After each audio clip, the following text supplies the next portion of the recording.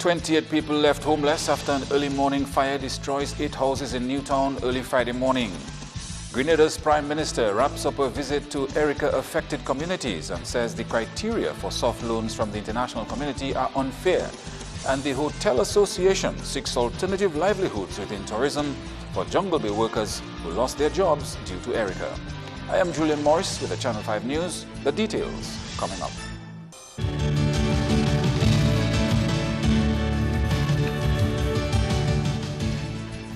Topping the news, about 28 people have been displaced following a fire at Newtown which burnt 8 dwelling houses in the early hours of Friday morning. All some people say they heard was a shout for rescue. Others were awakened by the spreading flames coming from one of the neighboring homes near the seaside.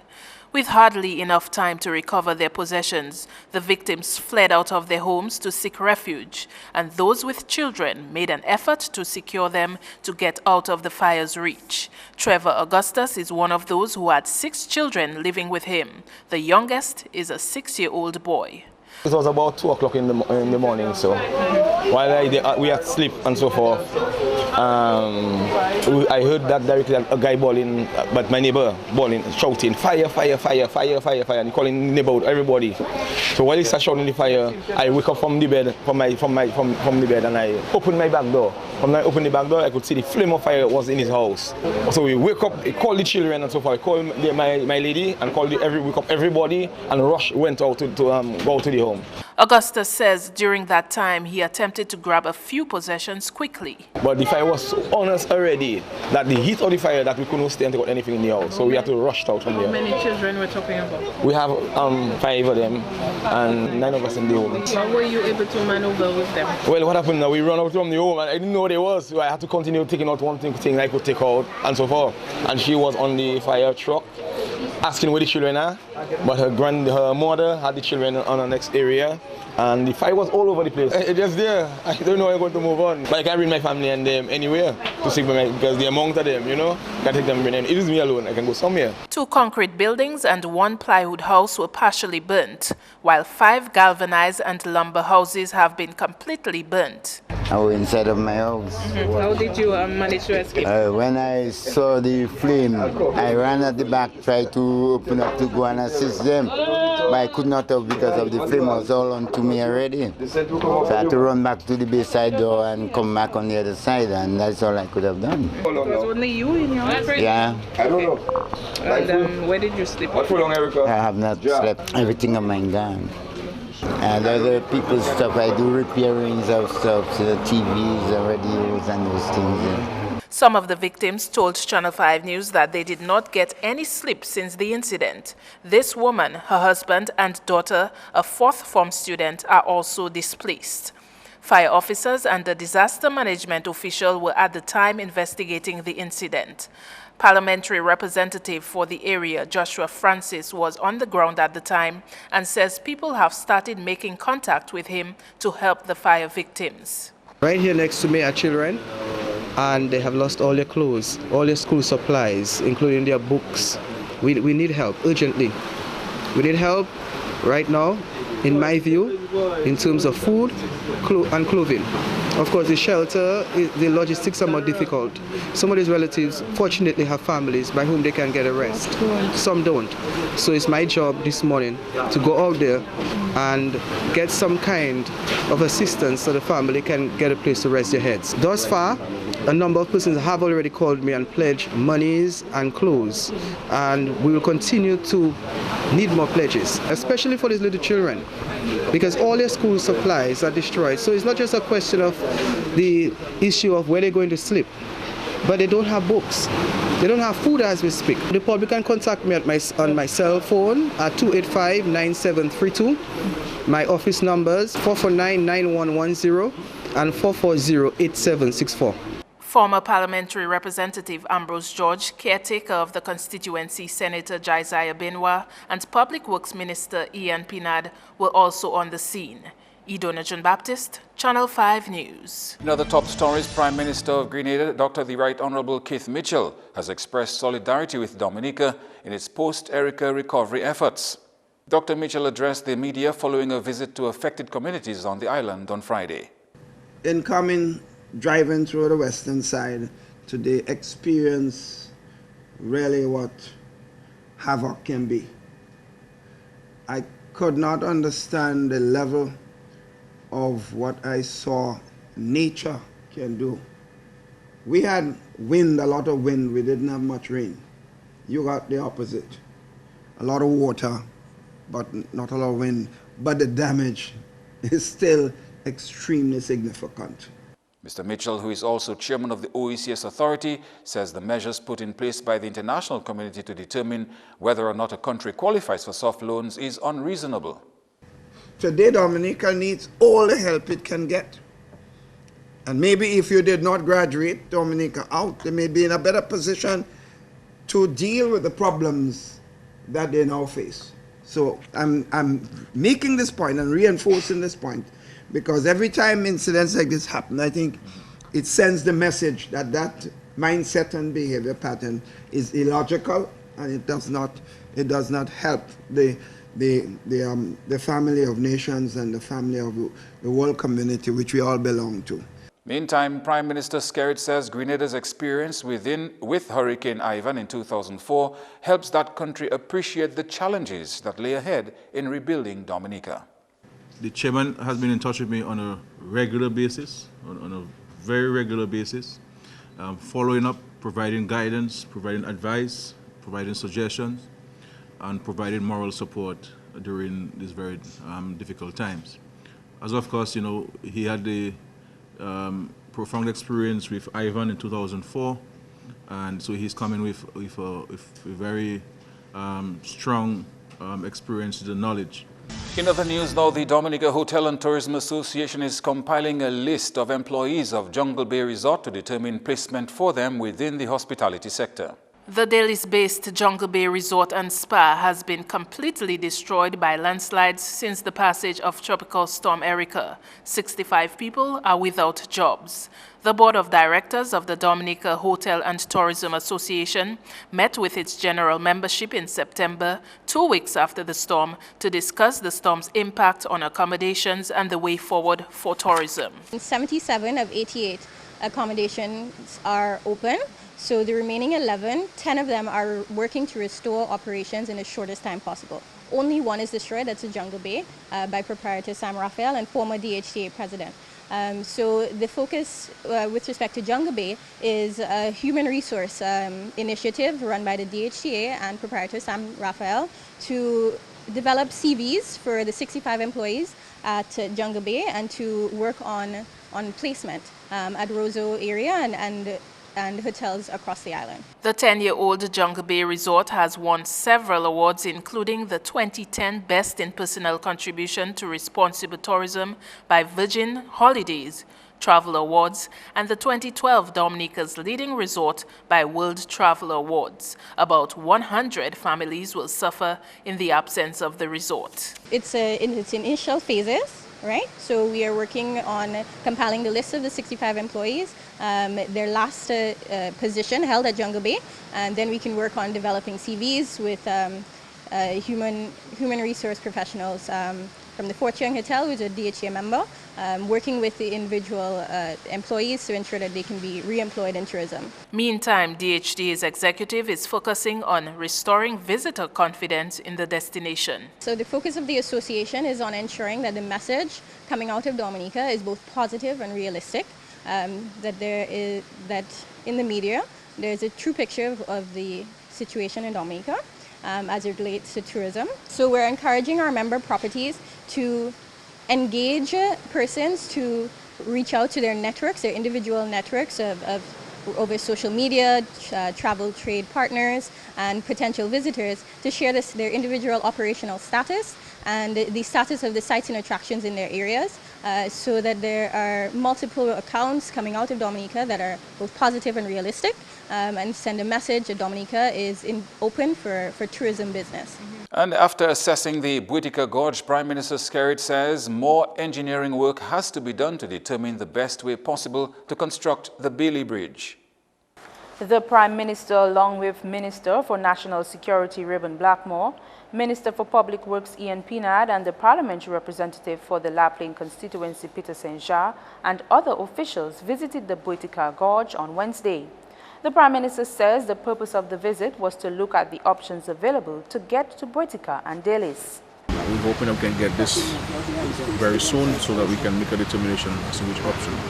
There'll be the whole of the idea. The approach we would like to take is to have a temporary approach and also permanent structure, because clearly the priority of the government is to cause there to be connection between La Plaine and Boitica and Delis. So that's what we are studying. The engineers are there first, and we're seeking to push to how quick we can get. Obviously, there will be different views from the locals and also from different engineers as to what is the best approach to take. But at the end of the day, we have to go according to what the professionals would advise us. MP for La Plaine Peter Saint-Jean is hopeful that the lives of the people at Boitica and Delis will return to normal soon. My overriding concern over the past 6 weeks and going forward is to ensure that the people can return to a state of normalcy as far as their livelihood is concerned, and that is hinged on providing them access. But again, let me remind my constituents that the government of Dominica, led by Roosevelt Skerrit, is consumed with the whole issue of providing access to the people of Delis and Boitica. Currently, the locals are able to cross to and from Boitica through a pedestrian system. A cable line system has also been created to transport goods and material across the gorge. We are seeking to put a better cable system. We were trying to do one the last couple of days, but there were some issues with it. Getting some new cable so we can upgrade what we presently have been using to get the supplies across to the residents of Boitica and Delis. In more news, residents of a community along the Belfast River are expressing concern over activities they say are taking place there. Andrea Louis has that story. There was severe damage caused here during the passage of Tropical Storm Erica, and we have first Mrs. Agatha Ailowa, chairperson of the Paya Community Development Committee. Mrs. Ailowa, tell us what happened here during Erica. There was a lot of devastation in our area, and the river flooded and ripped off the road, the upper part of the road. So at present, we have about 5 families up the road who cannot live in their houses. They have no access because they cannot drive, they cannot walk because the river has taken the road.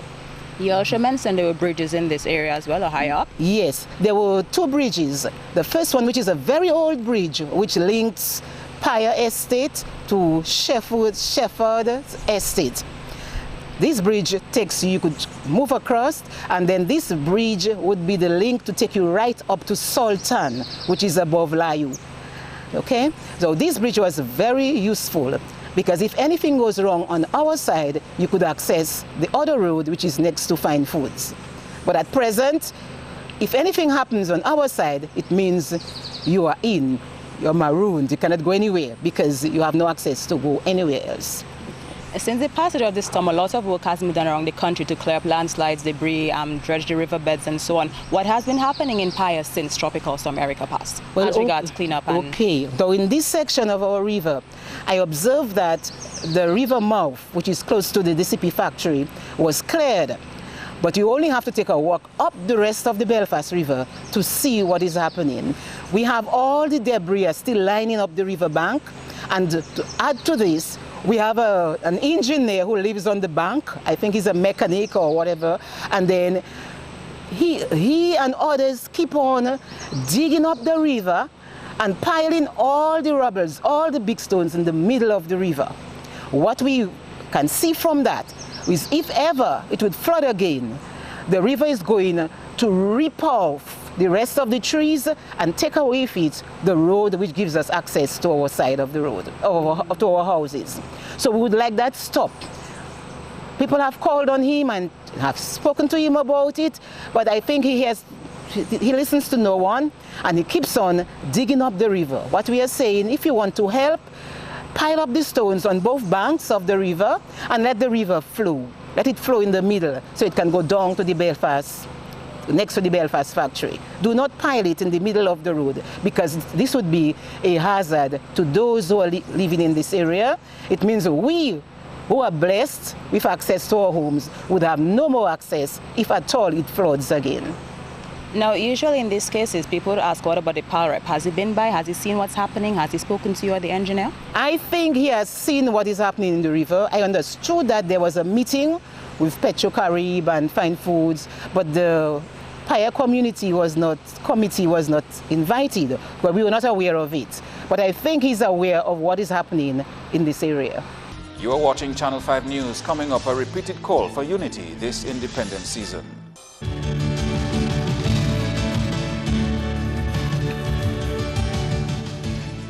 And thank you for staying with us. Dominicans have been called upon to put their differences aside during the independence season. The call came from Minister of Culture when she addressed the launching ceremony of this year's Independence Activities calendar. Dominica's 37th anniversary of independence will be celebrated under the theme Rebuilding Dominica Together. That togetherness in rebuilding this beautiful island should transcend all boundaries. By this I mean political, religious, social class, sex, and age. This is a time more than ever to demonstrate true patriotism, our sense of identity, our resilience, and our love for country above all. This year's theme serves as a rallying call to all of us to put aside political colors and join together to rebuild our country. The passage of Tropical Storm Erica left damage in the amount of $1.29 billion. As a result of this heavy blow to the country, independence activities had been scaled down and funds diverted towards recovery efforts. Several countries have been giving assistance to Dominica, and the culture minister says the downplayed independence activities will show that the country is also trying to help itself. As an independent nation, we think that the scaling down is reflective of our response to what has happened to us and to show appreciation to those who have sacrificed to assist us. While there are some people who may think that some of the activities should have been held, but I think it is prudent on our part as a nation to show that we can respond and set our priorities right in rebuilding this nation. Andrea Louis, Channel 5 News. In more news, Dominica's journey to independence will be the highlight of History Week beginning the 12th of October. History Week forms part of this year's independence calendar of events. History Week traditionally focuses on a specific historical or cultural aspect of Dominica's heritage, which is highlighted and discussed in schools. For Dominica's 37th anniversary of independence, History Week will be celebrated under the theme, The Road to Independence, 1950 to 1978. The signature activity for History Week is a Road to Independence research project, which includes an interactive website, dominicahistory.org.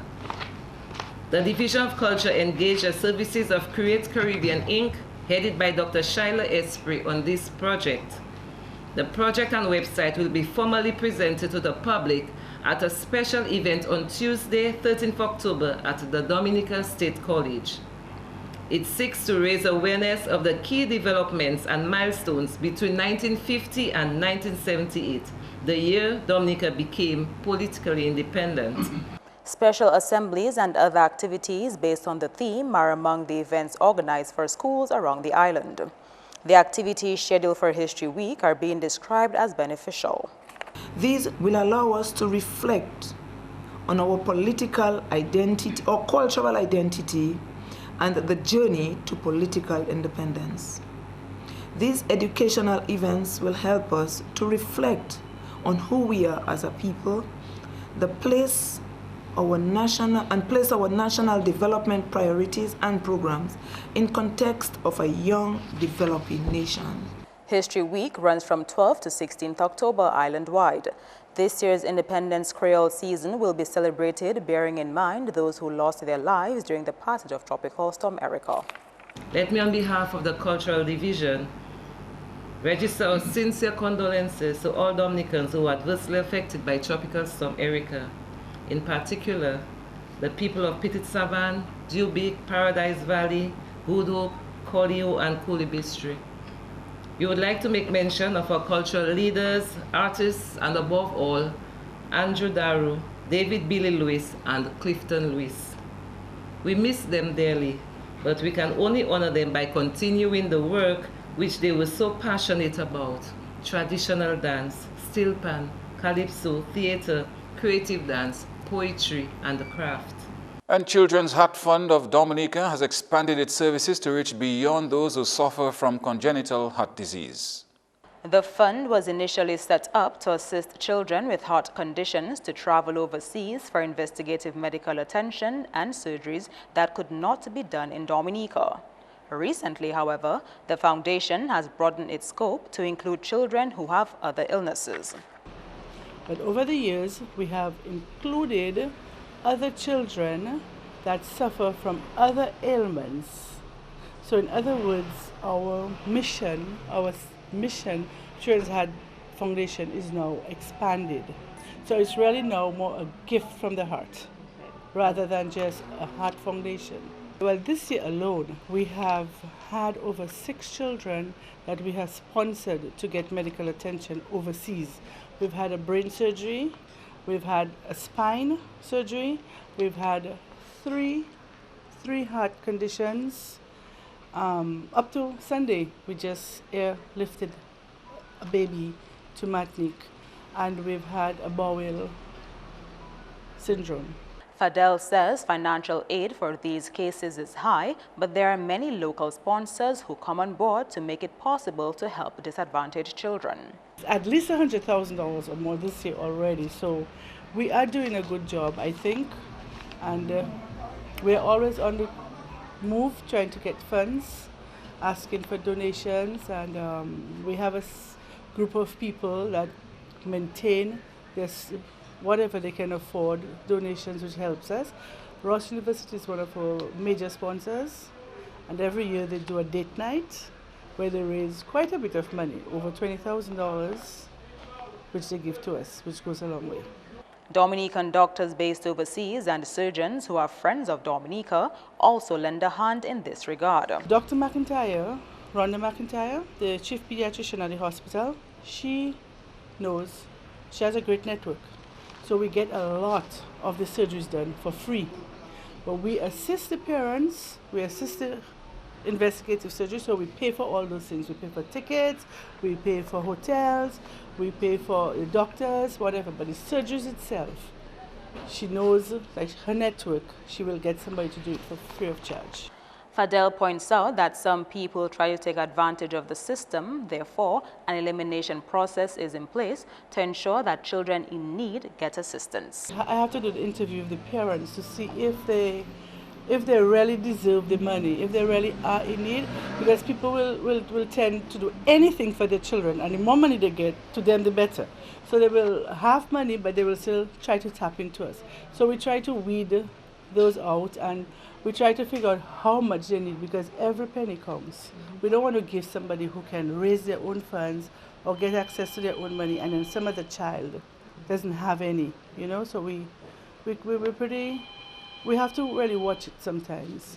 And a Good Hope woman who has lost 2 small children and her father in a landslide during Tropical Storm Erica has been relocated to Roseau. Silma John's story is interesting in that the house she now lives in, Solomon Lane, had been abandoned for 2 years and was in a serious state of disrepair. Social security staff rolled up their sleeves, rose to the occasion, and cleaned and painted the building to get it ready for its new occupant. From Friday morning, some offered to come prepared to paint.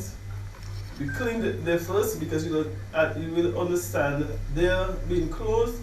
They was dusty, dirty, sooty.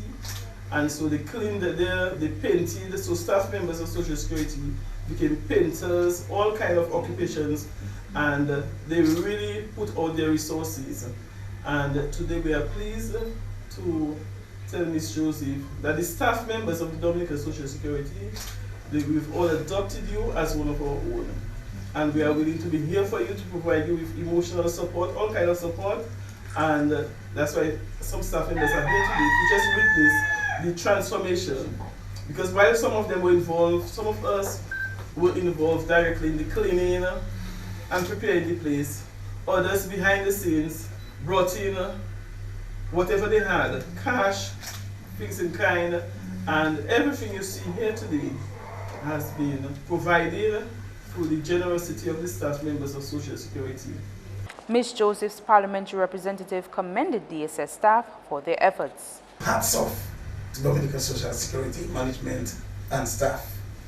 Ms. Joseph, I want to say to you that the assistance that you ought to receive is not going to end here. We know this is a temporary residence for you, but it is our job to ensure that it is as comfortable as possible. So the government of Dominica will continue to assist you. We've been with you from day one.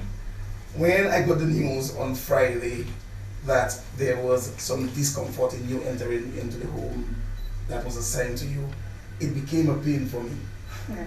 That's why I'm so happy to know that Social Security immediately came on board and decided that whatever has to be done must be done to ensure that you are fully comforted. Dominica is ours to build. The task of rebuilding Dominica is not going to be easy. Presently, we are concentrating on relocating the houses rather for the people of the Peninsula and Jubilee area. That in itself is a mammoth task. So I say to the corporate citizens out there, especially those who may not have been affected directly by Erica, please continue to play your part. Just help one family. It takes the burden of the hundreds government has to think of. And let's continue to work together to build Dominica by supporting each other. Most importantly, supporting the most needy among us who were affected by Erica. Sports is next with Andrea Louis.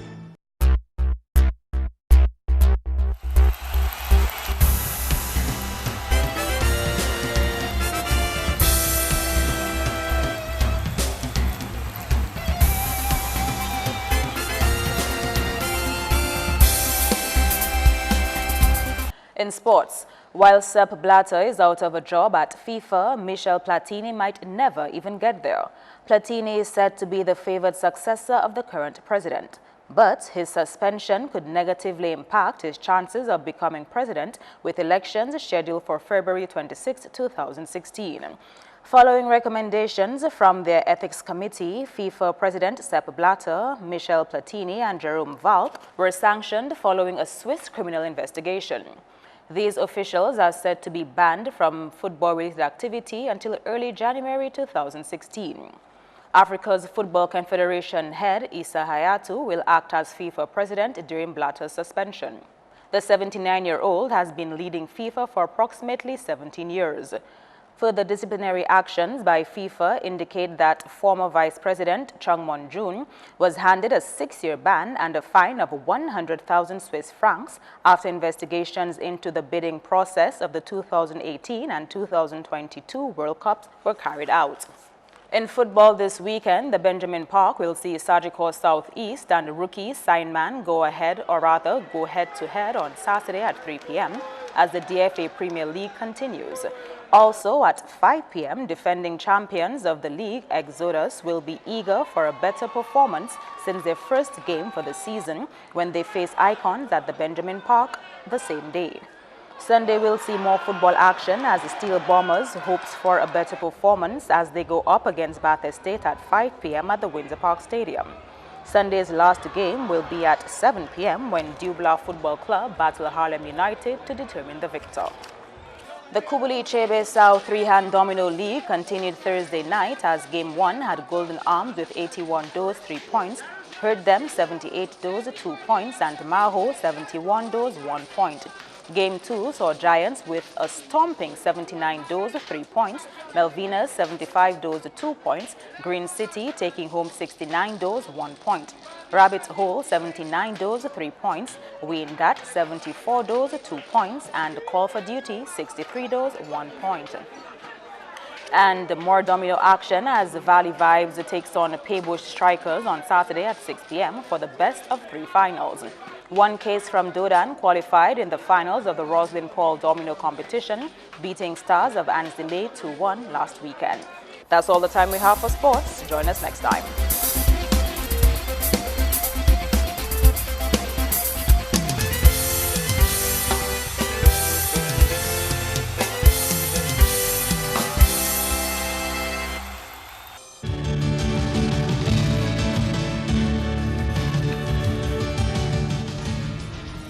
Well, we could experience some scattered showers this weekend. Your weather report is coming up next. Good evening, Dominica, and welcome to tonight's weather broadcast. I'm your presenter, Marshall Alexander. Again, we begin by taking a look at earlier infrared satellite imagery and what it showed. This area of convection mainly across the southern portion of the region and an area of multi-layered clouds just east of the Lesser Antilles. Earlier visible imagery showed just a few level clouds which moved across Dominica during today. Earlier radar imagery indicated a few scattered showers across the Lesser Antilles during today. Tonight's weather is expected to be partly cloudy with a few brief scattered showers. Similar conditions can be expected into tomorrow, with scattered showers expected mainly during the morning period. Sea conditions are expected to be moderate in open water, with waves peaking near 7 feet. The 72-hour projection brings a tropical wave just east of the island chain by Monday. Conditions for the next 3 days: partly cloudy skies with a few scattered showers can be expected throughout the 3-day period, with winds coming from the east near 40 kilometers per hour. Looking at the bigger picture, partly cloudy skies with some scattered showers expected across the central and northern portion of the region, with some thunderstorm activity expected across the extreme southern portion of the island chain.